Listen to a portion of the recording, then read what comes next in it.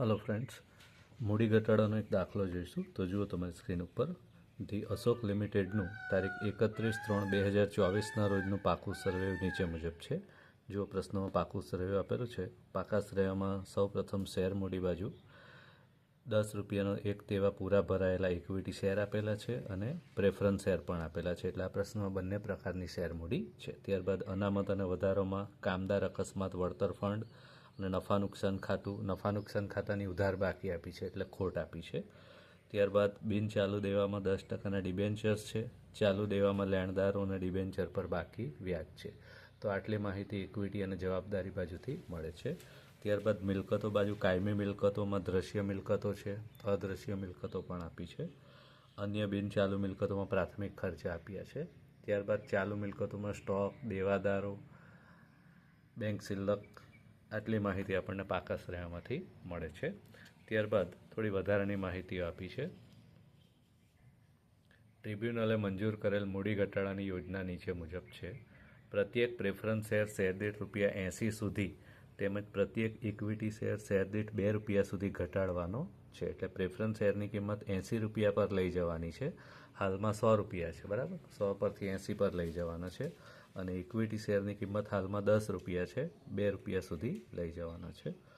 Number 2, preference share પર 2 વર્ષનું dividend બાકી છે। પ્રેફરન્સ શેર હોલ્ડરે બધું જ ડિવિડન્ડ જતું કર્યું। પ્રેફરન્સ શેર હોલ્ડર જ્યારે ડિવિડન્ડ છોડી દે ત્યારે એની કોઈ નોંધ થશે નહીં, એટલે આપણી ગણતરીમાં આ હવાલાની કોઈ અસર આપવાની નથી। નંબર 3, ડિબેન્ચર હોલ્ડરો બાકી વ્યાજ જતું કરવા તેમજ ડિબેન્ચરની અંશતઃ ચૂકવણી પેટે ₹3,20,000ની મૂળ કિંમતના યંત્રો ₹2,40,000ની કિંમતે સ્વીકારવા સંમત થયા। આપણા પાકા સર્વેમાં જુઓ, ડિબેન્ચરનું બાકી વ્યાજ આપેલું છે દેવા બાજુ ₹80,000। આ વ્યાજ ડિબેન્ચર હોલ્ડર જતું કરે એટલે છોડી દે છે, બરાબર। તો એની એન્ટ્રી આપણે મૂડી ઘટાડા ખાતે જમા કરીશું અને એઓ ડિબેન્ચરની ચૂકવણી પેટે ₹3,20,000ની કિંમતના યંત્રો ₹2,40,000ની કિંમતે સ્વીકારવા તૈયાર થાય છે।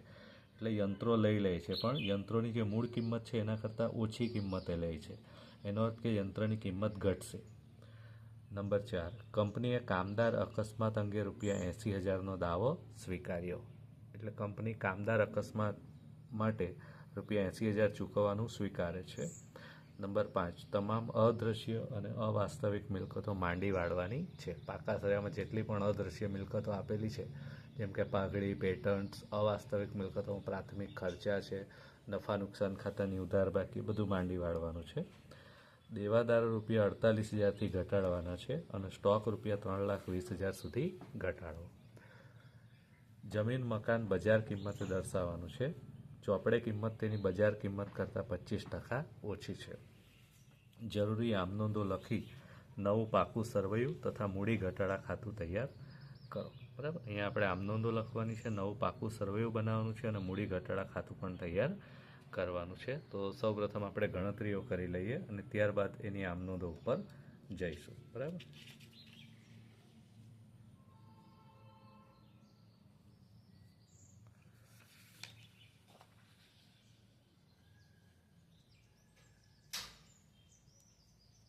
તો સૌપ્રથમ આપણે ગણતરીઓ કરીએ તો મૂડી ઘટાડા ખાતે કઈ કઈ રકમ જમા થશે એની વાત કરીએ। તો પ્રશ્નમાં જે માહિતી આપી છે કે પ્રત્યેક પ્રેફરન્સ શેર શેર દીઠ ₹80 સુધી ઘટાડવો અને પ્રત્યેક ઇક્વિટી શેર શેર દીઠ ₹2 સુધી ઘટાડવાનો છે। હવે તમે પાકા સર્વેમાં જુઓ તો ઇક્વિટી શેરની હાલની રકમ ₹10 છે, હવે એને ₹2 સુધી ઘટાડવાના છે। એનો અર્થ શું થયો? હાલમાં કિંમત ₹10 છે, હવે ₹2 પર લઈ જવાની, એટલે એક શેર પર ₹8 ઘટે છે।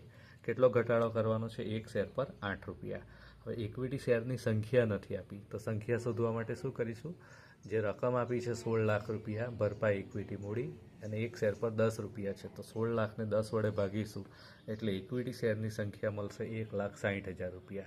અને આપણે વાત કરીએ પ્રમાણે એક શેર પર ₹8 ઘટાડીએ તો 1,60,000 શેર અને ₹8 એટલે રકમ આવશે ₹12,80,000।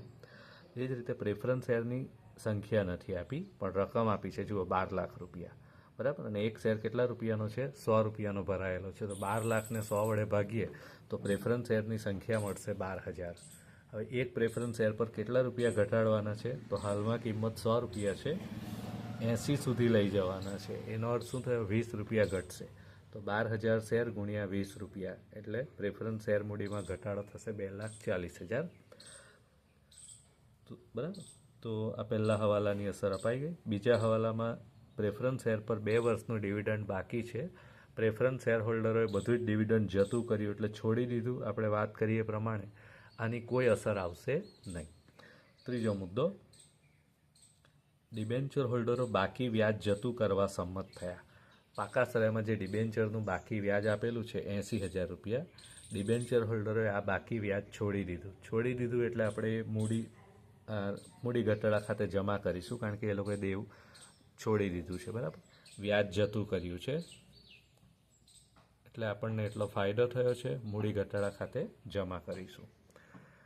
ત્યારબાદ એ જ હવાલામાં આગળ આપેલું છે, ડિબેન્ચરની અંશતઃ ચૂકવણી પેટે રૂપિયા 3,20,000ની મૂળ કિંમતના યંત્રો રૂપિયા 2,40,000ની કિંમતે સ્વીકારવા તૈયાર થયા. યંત્રોની કિંમત કેટલી છે? 3,20,000, પણ ડિબેન્ચર હોલ્ડરો આ યંત્રો 2,40,000 રૂપિયામાં લઈ જાય છે. તો 3,20,000ના યંત્રો 2,40,000માં લઈ જાય એનો અર્થ શું થયો? તફાવતની રકમ 80,000 રૂપિયા યંત્રની કિંમતમાં ઘટાડો થાય છે, બરાબર. મિલકતની કિંમત ઘટે છે એટલે નુકસાન છે, અને નુકસાન છે, બરાબર. તો આપણે એ મૂડી ઘટાડાના ઉપયોગમાં લખીશું. તો જુઓ અહીંયા મૂડી ઘટાડાનો ઉપયોગ એમાં યંત્રોમાં લખેલું છે 80,000 રૂપિયા લાસ્ટમાં લખેલું છે, બરાબર. તો આ રીતે ડિબેન્ચર હોલ્ડરે યંત્રો લઈ લીધા. ત્યારબાદ આગળના હવાલા ઉપર જઈએ તો જુઓ નંબર 4, ચોથો હવાલો, કંપનીએ કામદાર અકસ્માત અંગે રૂપિયા 80,000નો દાવો સ્વીકાર્યો, બરાબર. હવે તમારા પાકા શ્રેયમાં જુઓ તો અનામત અને વધારામાં કામદાર અકસ્માતની બાકી આપેલી છે 4 લાખ રૂપિયા, બરાબર. એટલે 4 લાખ રૂપિયા કામદાર અકસ્માતમાં જમા થયેલા છે વળતર ફંડ તરીકે. હવે કંપનીએ એમાંથી 80,000 રૂપિયાનો દાવો સ્વીકાર્યો એટલે 80,000 રૂપિયા ચૂકવવાના થાય. તો બાકીની જે રકમ છે એ કંપની મૂડી ઘટાડા ખાતે જમા કરશે, બરાબર. તો 4 લાખ રૂપિયા એની બાકી છે, એમાંથી 80,000 રૂપિયા કંપની સ્વીકારવા તૈયાર થાય છે. એનો અર્થ શું થયો કે બાકીની રકમ કેટલી છે? 3,20,000 રૂપિયા. તો 3,20,000 રૂપિયા કંપની મૂડી ઘટાડા ખાતે જમા કરશે. ત્યારબાદ આગળ જઈશું. નંબર 5, તમામ અદ્રશ્ય અને અવાસ્તવિક મિલકતો માંડી વાળવાની છે. તો પાકા શ્રેયમાં જેટલી પણ અદ્રશ્ય અને અવાસ્તવિક મિલકતો આપેલી છે એ માંડી વાળવાની છે. તો જો આપણા પાકા શ્રેયમાં મિલકત બાજુ કઈ અદ્રશ્ય મિલકતો આપેલી છે? પાઘડી અને પેટન્ટ્સ. તો સૌથી પહેલાં એ માંડી વાળીશું. માંડી વાળવાની હોય એટલે મૂડી ઘટાડા ભંડોળના ઉપયોગમાં લખીશું. પાઘડી 4 લાખ રૂપિયા, પેટન્ટ 3,20,000 રૂપિયા. ત્યારબાદ અવાસ્તવિક મિલકતોમાં પ્રાથમિક ખર્ચ આપ્યા છે 4,80,000 રૂપિયા. તો પ્રાથમિક ખર્ચ લખીશું 4,80,000 રૂપિયા. ત્યારબાદ અનામત અને વધારામાં નફા નુકસાન ખાતાની ઉધાર બાકી આપી છે, એ ખોટ કહેવાય 8 લાખ રૂપિયા. તો એ પણ આપણે અહીં માંડી વાળીશું. નફા નુકસાન ખાતું 8 લાખ રૂપિયા. તો અદ્રશ્ય અને અવાસ્તવિક મિલકતો થઈ ગઈ. ત્યારબાદ પાંચમા હવાલામાં કહ્યું છે દેવાદારો રૂપિયા 48,000થી ઘટાડવાના છે. એટલે દેવાદારોમાં 48,000 રૂપિયા આપણે ઘટાડીશું. સ્ટોક રૂપિયા 3,20,000 સુધી ઘટાડવો. સ્ટોક હાલમાં કિંમત કેટલી છે? 4 લાખ રૂપિયા છે જુઓ પાકા સરવૈયામાં. હવે એને 3,20,000 સુધી ઘટાડવાનો છે. એનો અર્થ શું થયો કે 4 લાખમાંથી 3,20,000 રૂપિયા પર લઈ જવાનું છે, બરાબર. હાલમાં કિંમત 4 લાખ છે પાકા શ્રેયમાં આપી, એને 3,20,000 પર લઈ જવાનું એટલે સ્ટોકમાં કેટલો ઘટાડો થાય છે? 80,000 રૂપિયાનો ઘટાડો થાય છે. તો આ 80,000 રૂપિયા જે ઘટે છે એ પણ આપણે અહીં મિલકતમાં ઘટાડો કરીશું, બરાબર. છેલ્લો હવાલો, જમીન મકાન બજાર કિંમતે દર્શાવવાનું છે. ચોપડે કિંમત તેની બજાર કિંમત કરતાં 25% ઓછી છે. તો આપણે એની ગણતરી કરવી પડશે, બરાબર. હાલમાં જે ચોપડામાં જે કિંમત આપેલી છે 9,60,000 રૂપિયા એ ઓછી કિંમત છે. આપણે એની સાચી કિંમત કેટલી બજાર કિંમતે ગણીશું. તો એના માટે જુઓ તમારી સ્ક્રીન ઉપર ગણતરી કરી છે. જમીન મકાન ધારો કે બજાર કિંમત 100 રૂપિયા આપણે ધારી લઈશું કે એની બજાર કિંમત 100 રૂપિયા છે. હવાલામાં શું કહ્યું છે? ચોપડે કિંમત તેની બજાર કિંમત કરતાં 25% ઓછી છે. એટલે ઓછી કિંમત 25% એટલે 25 રૂપિયા. એનો અર્થ કે એની ચોપડે કિંમત કેટલી હશે? 75 રૂપિયા. હવે આપણે પદ મૂકીશું. જો ચોપડે કિંમત 75 રૂપિયા હોય તો બજાર કિંમત 100 રૂપિયા. બરાબર, ચોપડે કિંમત 75, બજાર કિંમત 100. માટે ચોપડે કિંમત જો 9,60,000 હોય, જુઓ જમીન મકાનની 9,60,000 આપી છે, ચોપડે કિંમત જો 9,60,000 હોય તો બજાર કિંમત કેટલી? તો આમ કરીશું તો એની બજાર કિંમત મળશે આપણને 12,80,000 રૂપિયા. બરાબર, એટલે એની 12,80,000 રૂપિયા જે બજાર કિંમત છે આપણે નવા પાકા શ્રેણીમાં બતાવવી પડશે. પણ હાલમાં જૂના પાકા શ્રેણીમાં એની કિંમત કેટલી આપી છે? ફક્ત 9,60,000. એનો અર્થ શું થયો? જે તફાવતની રકમ છે 3,20,000 રૂપિયા, એટલો વધારો કરવાની જરૂર છે. એટલે 3,20,000 રૂપિયા આપણે મૂડી ઘટાડા ખાતે જમા કરીશું. તો જુઓ, મૂડી ઘટાડા ખાતે જમાની જે ગણતરી છે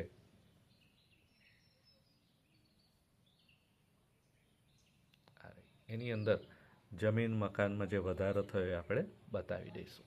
ચાલો, તો બધા હવાલાઓ આપણે જોઈ લીધા છે. હવે સરવાળો કરીએ તો મૂડી ઘટાડા ખાતે કેટલા રૂપિયા જમા થાય છે? તો 22,40,000 રૂપિયા જમા થાય છે.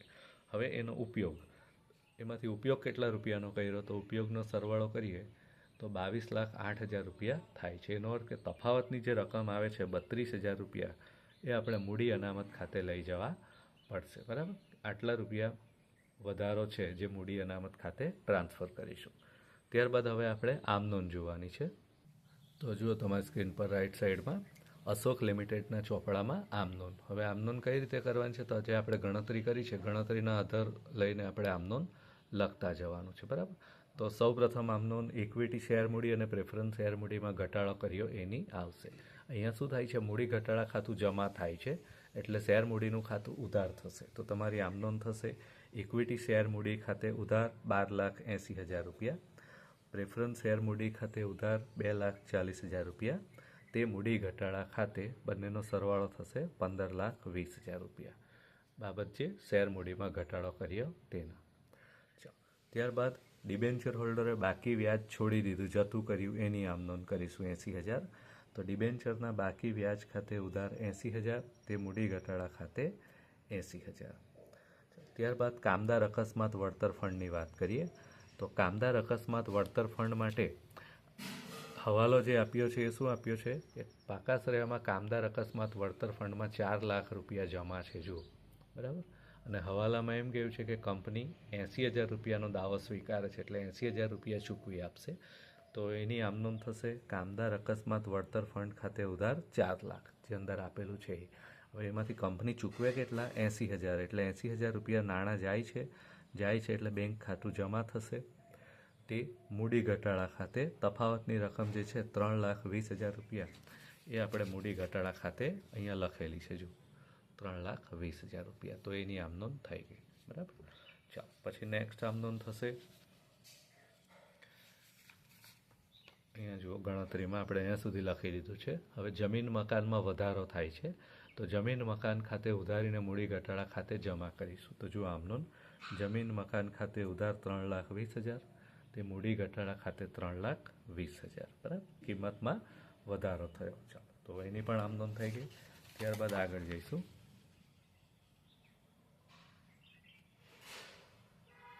હવે મૂડી ઘટાડા ભંડોળનો ઉપયોગ, એટલે જે મિલકતોની કિંમત ઘટાડી કે માંડીવાળી, એની આમનોંધ લખીશું.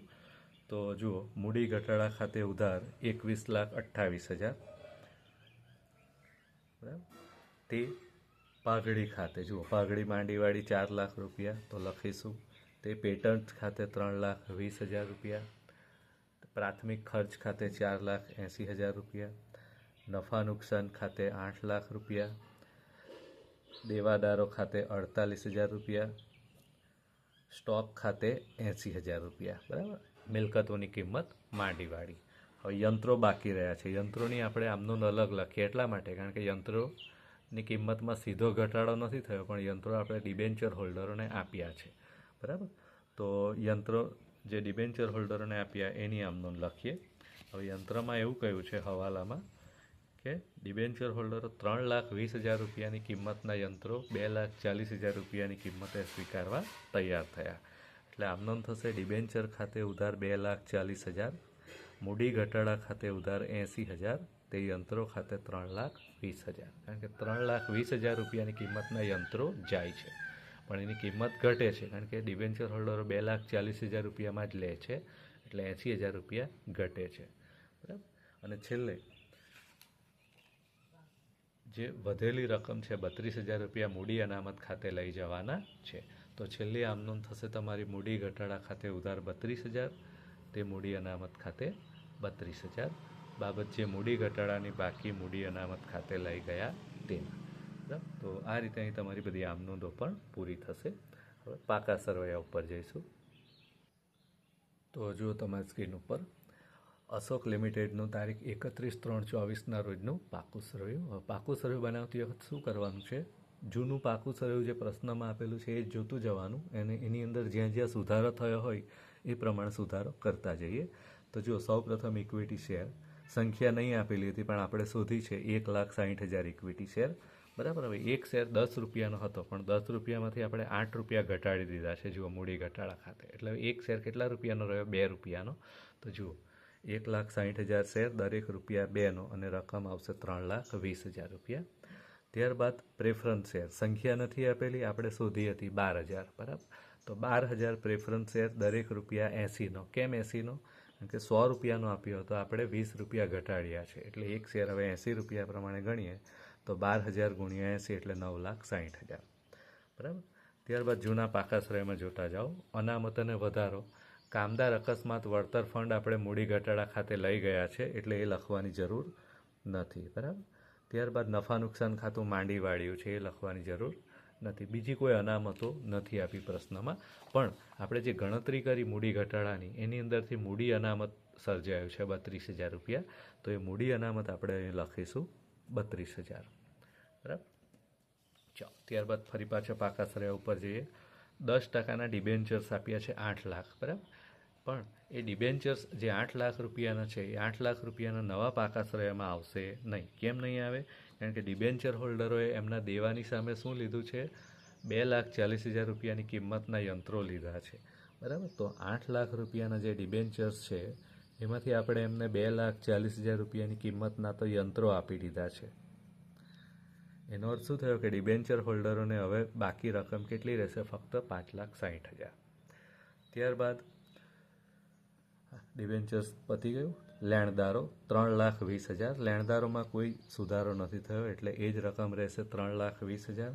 ડિબેન્ચરનું બાકી વ્યાજ છોડી દીધું છે એમણે, એટલે એની એન્ટ્રી એ નવા પાકા સરવૈયામાં આવશે નહીં. સરવાળો કરીશું તો મૂડી દેવા બાજુનો સરવાળો જે છે 21,92,000 રૂપિયા થશે. મિલકતો બાજુ જઈએ તો મિલકત બાજુ જુઓ. સૌપ્રથમ જૂના પાકા સરવૈયામાં જોતા જાઓ. 9,60,000 રૂપિયાની દ્રશ્ય મિલકતો છે, જમીન મકાન 9,60,000ની છે, પણ એની કિંમતમાં સુધારો થાય છે. આપણે ગણતરી કરીને શોધ્યું હતું, જુઓ એની નવી કિંમત કેટલી છે, 12,80,000 રૂપિયા. તો નવા પાકા સરવૈયામાં આપણે બતાવીશું 12,80,000 રૂપિયા. ત્યારબાદ પ્લાન્ટ અને યંત્રો 6,40,000 રૂપિયાના છે, પણ આપણે ડિબેન્ચર હોલ્ડરોને 3,20,000 રૂપિયાની કિંમતના પ્લાન્ટ યંત્રો આપી દીધા છે, બરાબર. તો 6,40,000માંથી 3,20,000 રૂપિયાના તો ઓછા થઈ ગયા, ડિબેન્ચર હોલ્ડરો લઈ ગયા, એટલે હવે આપણી પાસે ફક્ત 3,20,000 રૂપિયાના જ યંત્રો વધ્યા છે. ત્યારબાદ અદ્રશ્ય મિલકતો, તો જૂના પાકા શ્રેયમાં જે આપી હતી પાઘડી, પેટન્ટ્સ, એ બધી આપણે માંડી વાળી છે, એટલે અહીંયા બતાવીશું નહીં. રોકાણો પ્રશ્નમાં નથી આપ્યા. અન્ય બિનચાલુ મિલકતોમાં પ્રાથમિક ખર્ચા છે પણ આપણે માંડી વાળ્યા છે, એટલે અહીં નહીં આવશે. ત્યારબાદ સ્ટોક 4 લાખ રૂપિયાનો સ્ટોક છે, પણ સ્ટોકમાં આપણે ઘટાડો કર્યો છે, જુઓ ગણતરીમાં 80,000 રૂપિયા. તો 4 લાખમાંથી 80,000 રૂપિયા ઓછા થઈ જાય, એટલે નવા પાકા શ્રેયમાં 3,20,000 જ આવશે. ત્યારબાદ દેવાદારો જે છે જૂના પાકા શ્રેયમાં તમને આપ્યા છે 3,20,000 રૂપિયાના, બરાબર. હવે દેવાદારો માટે આપણને શું સૂચના આપી છે એ જુઓ. તો દેવાદારો માટે કહ્યું છે કે 48,000 રૂપિયાથી ઘટાડો કરવાનો છે. જુઓ હવાલા નંબર 5માં કહ્યું છે દેવાદારોમાંથી 48,000 રૂપિયા ઘટાડા કરવાનો છે, બરાબર. તો 3,20,000 જે છે એમાંથી 48,000 રૂપિયા આપણે ઘટાડો કરીએ તો દેવાદારોની કિંમત બચશે ફક્ત 2,72,000. ત્યારબાદ પાકા શ્રેયમાં બેંક શિલ્લક 80,000 રૂપિયા આપી છે.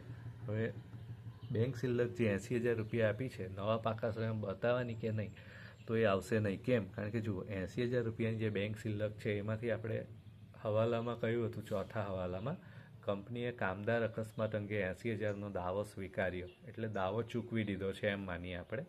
તો 80,000 રૂપિયા કામદાર અકસ્માતનો દાવો ચૂકવ્યો. હવે આપણી પાસે બેંકમાં 80,000 રૂપિયા હતા અને 80,000 રૂપિયા ચૂકવી દીધા, એટલે છેવટે કેટલા રૂપિયા વધ્યા? 0. એટલે નવા પાકા શ્રેયમાં રોકડ કે બેંક શિલ્લક 0 બતાવીશું, કશું આવશે નહીં.